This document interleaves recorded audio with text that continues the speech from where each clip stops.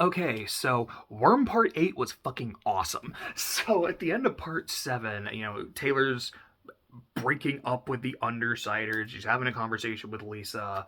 And then they hear the siren, like, oh, Endbringer. I thought that was a dude. With the way they were talking about it, I did not know that was a class. The way they talk about it, I believe they said there are three Endbringer siblings. There is Leviathan, which is the one they fight here, who is the water dude. He was like, what was it? It was like 30 feet tall, a 50-foot long tail.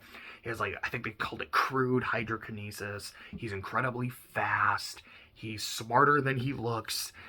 One thing I thought was really cool, like anytime he does something, he creates a water after image that will then do shit, and that was a problem. I was like, fuck, that thing was really cool.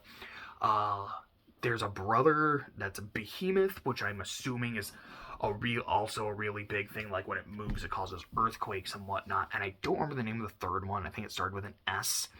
It was something. So until I know its name, I'm just gonna call it Silmarillion. But in this one, yeah, they fought Levi, and Levi was a problem. The Endbringers are so much of a problem that what I really love is it is on site. Like, it does not matter who is beefing with who, what villains are fighting each other, what heroes and villains are fighting.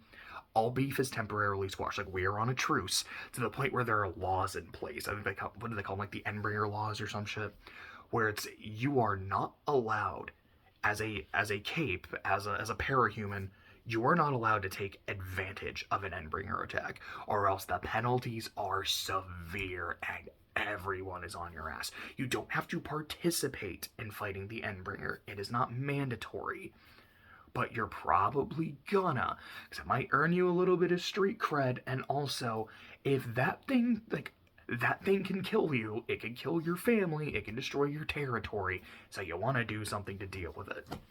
And they meet up, and there's a bunch of other heroes. They're like, oh, here's like the big three of the Protectorate. It's Alexandria and Legend and Eidolon, and what can he do? He can just use any power. That's badass as fuck. I think it was Legend is like the big leader, and he's kind of telling everybody, he's like, okay, we caught him early. We have a good group of people here. Today can be a good day. If today is a good day, 1 in 4 people are going to die. That is how bad an Endbringer is. And essentially the way an Endbringer strategy, like, the way an Endbringer fight seems to work is you come up with an idea, you do it as best you can to do as much damage as possible to hopefully fend it off, which you know isn't gonna work, but you hold out as long as you can until Scion appears. Because Scion, as it's kind of been explained, and as my friend Anthony was explaining to me as well, it's Scion is constantly always helping people. He is Superman.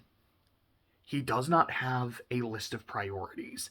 It is whatever he's going to do next is whatever he's going to do next. It could be, there is an Endbringer attack over here, you should help. Cool, but I'm helping this cat stuck in a tree. It's like, hold out until he shows up. And we did get some notable character deaths. We got a couple of the, I almost said Undersiders, and then the Undersiders died. Well, that's not true, because some of the dogs died. We lost Brutus and Judas, and quite a few of the other dogs put in that scene. The wards, that's what I meant. We lost Aegis and Gallant, which, remember, Gallant is Glory Girl's boyfriend, and I think Panacea's romantic rival? So that can lead to some interesting shit. Aegis died. I didn't really think of it at the time, but as I was kind of talking to Anthony, because I was like, yeah, I want to talk to him after I read it, he's like, yeah, Aegis dying is a problem. Because do you remember his power? It's like he can basically survive anything. Like, yeah, he can't. Oh my god, the dude whose power is like his body will like adapt to whatever situation is going on and can survive basically anything. He died. Oh, that is bad. Kaiser died. The head of Empire 88. I was like, I was not expecting that because we're still dealing with Empire 88. And I read a little bit of Part 9 already where they talk about how now Empire 88 is fractioned. There's Hookwolf's section, which is like, we're Empire 88, we're the super racist neo-Nazis and super violent. And then you have Purity's faction, which is Brockton Bay is totally fucked. I want to do what I can to help. She wants to help the Protectorate, and the Protectorate's like, yeah, you're still a neo-Nazi, so no. I mean, fair, but let's see. There's so taking that pin out, one of my favorite scenes of this part, if not my favorite scene overall, is there's a part where Taylor is drowning because fighting a water dude. And the person who shows up to get her out of the water is Rachel. And as that's going on, her dogs are just attacking Leviathan, and her dogs are getting killed.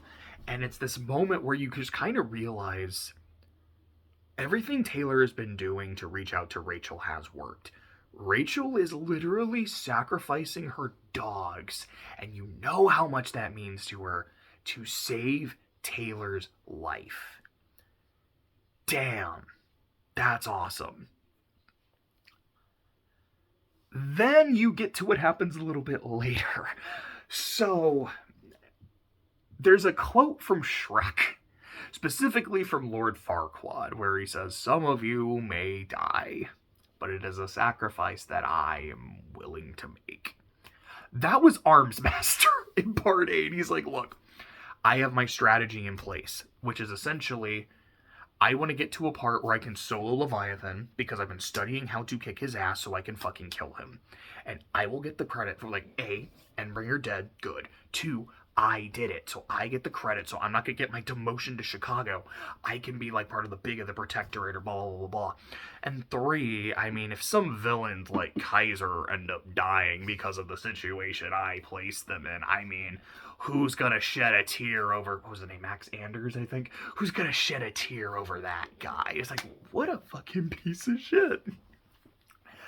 And when this gets outed, so what happens is, Taylor is in the hospital, pin in that, and she ends up finding out the identity of one of the wards, specifically Shadowstalker, who Sophia is like, oh, that's interesting. That's fun. I'm looking forward to seeing this. So, like, oh, you used an Endbringer event to, like, get an advantage. That's a problem. I didn't do it on purpose. No one's telling me anything. I don't know what the hell is happening. So, she's essentially told, here's the thing, kiddo. Number 1, you can join the wards. We, like, super probationary, just like Shadowstalker is, but you can get in on that and kind of get on the hero's good side, which is something you wanted to do in the first place anyways. 2, since you learned her identity, you can share her identity. Or, like, you can share your identity with her, so you're even. She's like, I'm not doing that. And, like, I don't want to join any group with Sophia, and I don't like you guys, and I'm not telling Sophia who I am, fuck that. Or, like, well, then your other option is the fucking birdcage. Taylor goes, bet. Like, I'll do it. Kiddo, I don't think you know what you mean when you say you want to go to the birdcage. Bet. Then the Undersiders show up, and, like, Lisa's doing Lisa thing. It's basically like, look, I know that Armsmaster's a fucking piece of shit. Armsmaster, do you want me to tell everyone how much of a fucking piece of shit you are? And then as he is getting outed for his Lord Farquaad shenanigans, he outs Taylor to the Undersiders, and Lisa's like, I kind of knew. I kind of already knew. None of the others didn't. And as much as you could tell, like, Gru isn't happy, Regent isn't happy, bitch, after what just happened with her dogs, yikes, you're like, ooh, I know that one hurt her. That's like, damn, I think, to use a Persona term, I think you just broke your social link there, Taylor. That was bad. That was really, really bad. But anyways, like, I'm going very much out of order in terms of the shit that happened. Here's kind of the notes I have.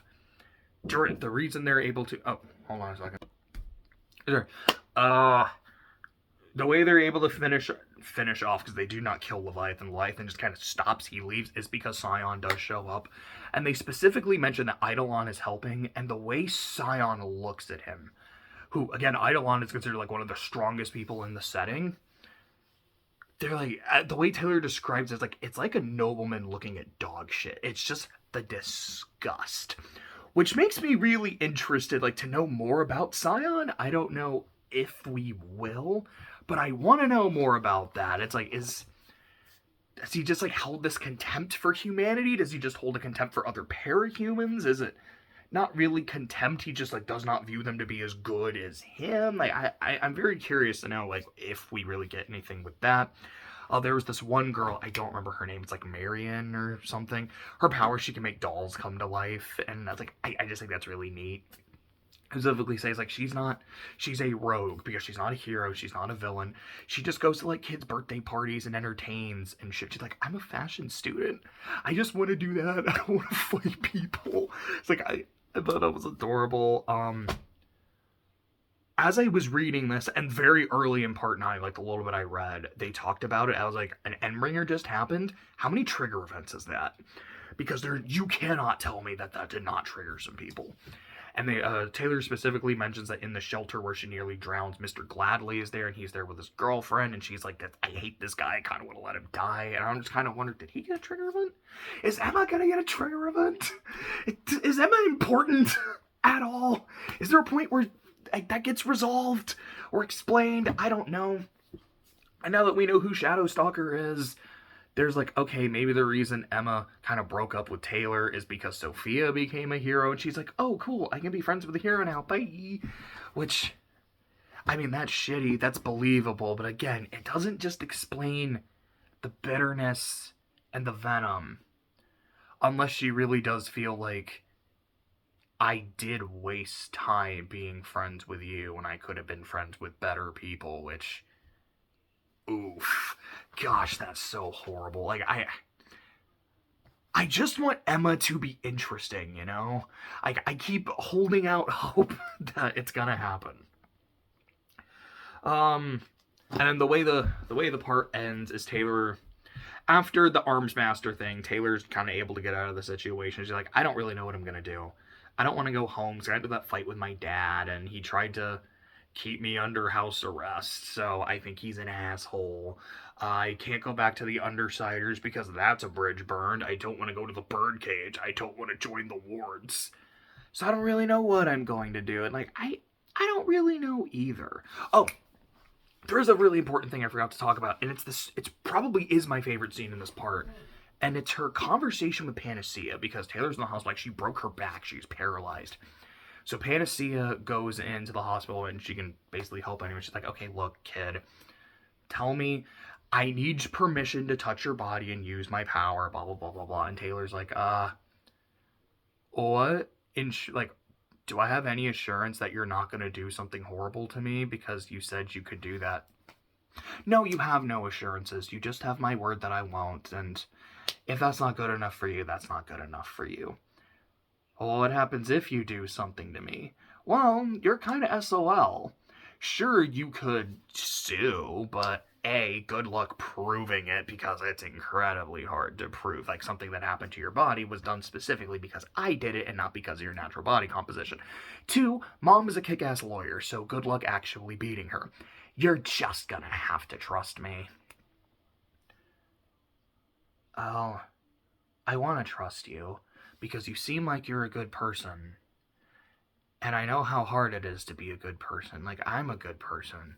I know I've done some questionable things that had some unintended consequences, and some of the things I did had intended consequences and weren't that good in the first place, but I think I'm still a good person. And Panacea just responding with, you're either ignorant or deluded, and I don't care which. I really liked that conversation. And I remember saying, I think it was at the end of part 3, is like, I am really looking forward to seeing more of Panacea. And we hadn't for a while, and now we got a little bit. And, like, I still think this is a really interesting character. I still want to see more of her. We did get a couple interludes. Partway through the fight, we get one from Lisa's perspective, and it's kind of about how she met Coyle and a little bit of flashback and shit. And I'm going like, oh my god, she's having an interlude in the middle of a fight. Is she gonna die? No!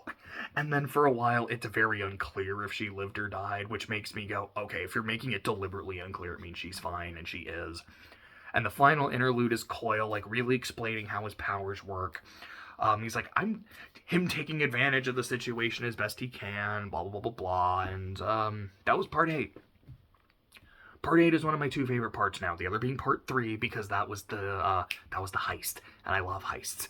But man, this was really, really cool. I liked the fight with the Endbringer. I like how the setting is now irrevocably changed. And that's going to be really interesting.